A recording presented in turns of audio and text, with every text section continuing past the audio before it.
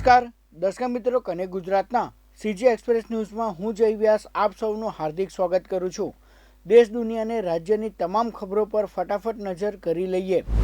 Vibrant Gujarat સમિટમાં 4 દેશના રાષ્ટ્રપ્રમુખ, 18 દેશના ગવર્નર, મંત્રીઓ તેમજ 14 દેશના 1 લાખ પ્રતિનિધિઓ ઉપસ્થિત રહેવાના હોય। વીવીઆઈપી મહાનુભાવોને લઈને એરપોર્ટથી લઈને ગાંધીનગરને જોડતા રસ્તાઓ વ્યસ્ત રહેવાના કારણે ટ્રાફિક પોલીસ દ્વારા વાહન ચાલકોને વૈકલ્પિક માર્ગનો ઉપયોગ કરવા અપીલ કરવામાં આવી છે। ખોરાક અને ઔષધ નિયમન તંત્રના કમિશનર ડોક્ટર એચ.જી. કોશિયાએ જણાવ્યું છે કે ખોરાક અને ઔષધ નિયમન તંત્રની જામનગર કચેરી દ્વારા ઘીમાં ભેળસેળ કરતી પેઢી ખાતે રેડ કરી રૂપિયા 2.5 લાખની કિંમતનો આશરે 600 લીટર જેટલો શંકાસ્પદ ઘીનો જથ્થો ઝડપી પાડવામાં આવ્યો છે।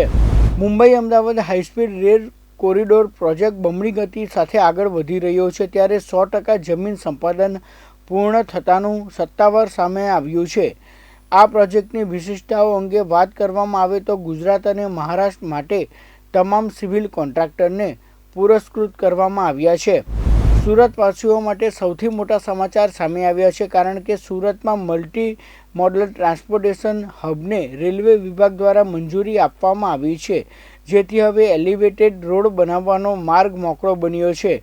આ પ્રોજેક્ટમાં રેલવે મંત્રાલય દ્વારા 63%, જ્યારે રાજ્ય સરકાર દ્વારા 37% ખર્ચ ઉપાડવામાં આવશે। વડોદરા જિલ્લા શિક્ષણ સમિતિમાં ભ્રષ્ટાચાર થયો હોવાની બૂમ ઉઠી છે। પ્રાથમિક શાળામાં લેવાયેલી પરીક્ષાની ઉત્તરવહી, પ્રશ્નપત્ર કે અન્ય ખર્ચના ભ્રષ્ટાચારનો આક્ષેપ લાગ્યો છે।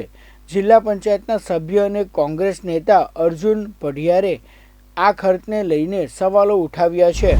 નડિયાદના વાણિયાવાડથી ફતેપુરા જવાના રોડ પર ચાઇનીઝ દોરીના કારણે યુવતીનું મોત નીપજ્યું છે।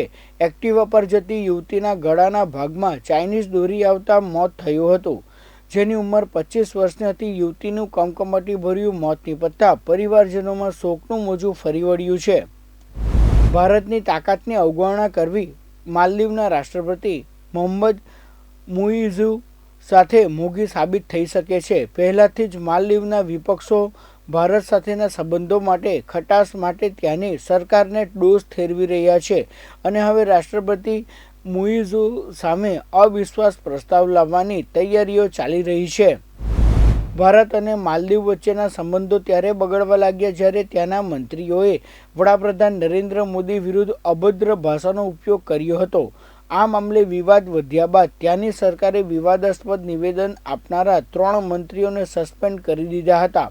જોકે હજુ પણ ભારતના લોકોનો ગુસ્સો માલદીવ તરફ ઓછો થયો નથી।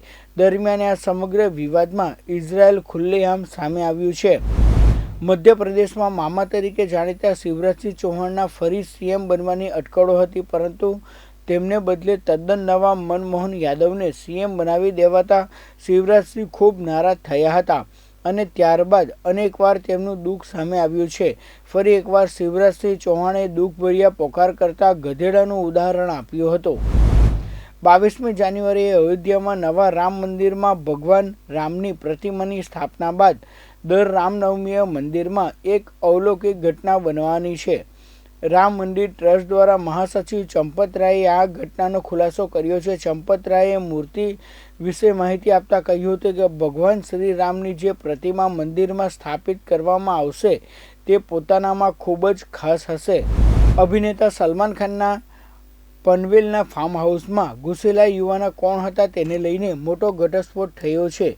બંને યુવાનો સુથારી કામ કરતા હતા અને ફાર્મ હાઉસની ઝાડીઓમાંથી ઘૂસીને તથા ઝાડ પર ચડીને ફાર્મ હાઉસમાં ઘૂસી આવ્યા હતા। તેમની પાસેથી નકલી આઈડી કાર્ડ પણ મળ્યા છે। ફાર્મ હાઉસમાં યુવાનોના ગેરકાયદેસર પ્રવેશને સલમાન ખાનના જીવ અને જોખમ સાથે સાંકળીને જોવામાં આવી રહ્યું છે। ભારતીય ક્રિકેટ ટીમના પૂર્વ બેટ્સમેન અને ક્રિકેટર એક્સપર્ટ સંજય માંજરેકરે વિરાટ કોહલી બાબતે મહત્વનું નિવેદન આપ્યું છે। સંજય માંજરેકરે જણાવ્યું છે કે ભારતીય ટેસ્ટ ટીમમાં વિરાટ કોહલી પછી તેમના જેવો બીજો કોઈ ક્રિકેટર નથી। ઋષભ પંતની વાપસી પછી પરિસ્થિતિ સુધરી શકે છે। તો આ હતા અત્યાર સુધીના કનેક્ટ ગુજરાતના સીજી એક્સપ્રેસ સમાચાર। નવા સમાચારો જોવા માટે તમે જોડાયેલા રહો કનેક્ટ ગુજરાત સાથે। ત્યાં સુધી મને રજા આપશો। નમસ્કાર।